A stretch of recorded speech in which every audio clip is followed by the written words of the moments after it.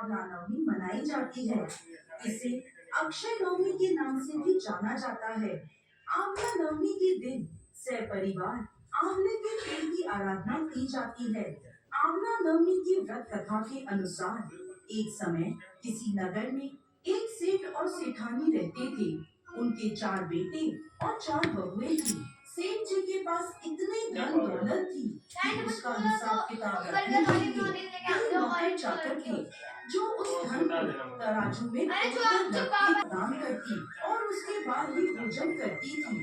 सेठ सेठानी सुखपूर्वक अपना जीवन व्यतीत कर रहे थे। एक दिन सेठानी जी के बहुओं ने आपस में बात करी, यदि माँ साहब इसी तरह सोने का आंवला दान करती रही तो हमारे पास कुछ भी नहीं बचेगा। धीरे धीरे सब कुछ खत्म हो जाएगा।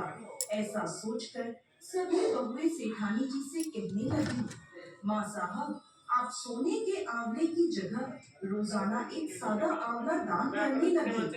सेठानी जी ने उनकी बात मान ली और रोज एक सादा आंवला दान करने लगी।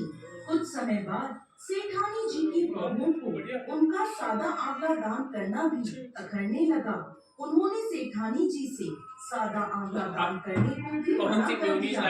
यह बात सुनकर सेठ जी और सेठानी जी को बहुत दुख हुआ। वो दोनों अपना घर छोड़कर जल गए। उस दिन सेठानी जी ने आंवला दान नहीं करा था, इसलिए उन्होंने भोजन भी नहीं किया। जंगल में चलते चलते रात हो गई तो वह दोनों एक घने पेड़ के नीचे सो गए। जब वो दोनों सुबह उठे तो उन्होंने देखा कि जहाँ वो सोए हैं वहाँ एक सोने का आंवले का पेड़ आ गया है। सेठानी जी उस पेड़ से एक आंवला तोड़कर दान करती हैं और भोजन कर लेती हैं। वहीं पास में वो दोनों अपना घर बनाकर रहने लगते हैं। धीरे धीरे सेठ जी का व्यापार बढ़ने लगता है और देखते ही देखते वो दोनों फिर से धनवान हो जाते हैं। सेठानी जी एक बार फिर अपना सोने का आंवला दान करने का नियम शुरू कर देती हैं। उधर दूसरी ओर सेठ जी और सेठानी जी के जाते ही उनके बेटे और बहुएं आपस में झगड़ने लगते हैं और देखते ही देखते सारी पूंजी खत्म हो जाती है। अब उन्हें मजदूरी करने के लिए घर से बाहर निकलना पड़ता है। काम की तलाश में वो सभी घूमते घूमते वहाँ पहुँचते हैं जहाँ सेठ जी और सेठानी जी रहते थे। वहाँ उन सभी को सेठानी जी के सोने का आंवला दान करने की बात पता चलती है। मन ही मन वो सोचते हैं, कहीं ये हमारे माता पिता तो नहीं, लेकिन उनके पास तो कुछ भी नहीं था, वो कैसे हो सकते हैं। वो सभी काम के लिए सेठ जी के पास जाते हैं। सेठ जी को देखते ही वो सभी उनके पैर पकड़ लेते हैं और उनसे हमें माफ कर दीजिए, हम पैसे के लालच में अंधे हो गए थे, हमने आपको घर से जाने दिया, जबकि उस घर में सब कुछ आपकी ही किस्मत का था।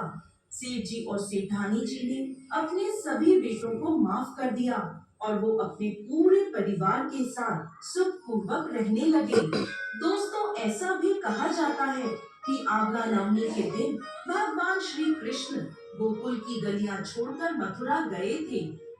मान्यताओं अनुसार आंवला नवमी के दिन यदि कोई महिला आंवले के पेड़ की पूजा कर उसके नीचे बैठकर भोजन ग्रहण करती है तो भगवान विष्णु और भोलेनाथ उसकी सभी मनोकामनाएं पूर्ण करते हैं। इस दिन महिलाएं संतान की दीर्घ आयु तथा अच्छे स्वास्थ्य को लेकर कामना करती हैं। जय श्री हरि विष्णु।